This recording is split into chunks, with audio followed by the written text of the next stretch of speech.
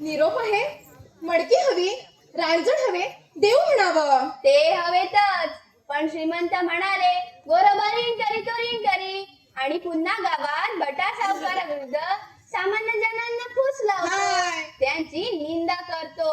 हे आम्हास खपणार नाही.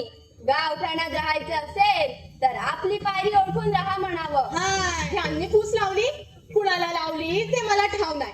आम्ही ऋणकारी हाय, पण शेकड्याने रांजण घातले त्याचं काय? तुमच्या डोक्यात यायचं नाही. त्या संत बरोबर रात्री वाड्यावर पाठवा. तुम्हाला नाही ते उघड मी कुणी सांगितले हो? माझा नवरा संत आहे का कोण आहे ते मला ठाव हाय. अरे बघता चिंटू बुवांचा हा अपमान श्री बाबर नाही तर अनर्थाकडे. मग काय तर भगवंत गजेंद्र मोक्षास धावून येणार नाही.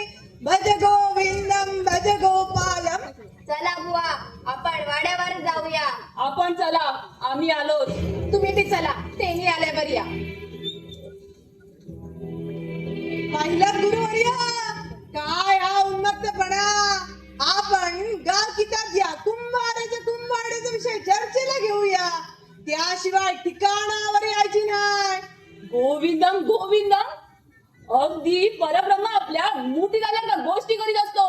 अरे आम्ही वेदांत एक तब्बर आणखीन डोक्यात ठेवलाय महाराजा.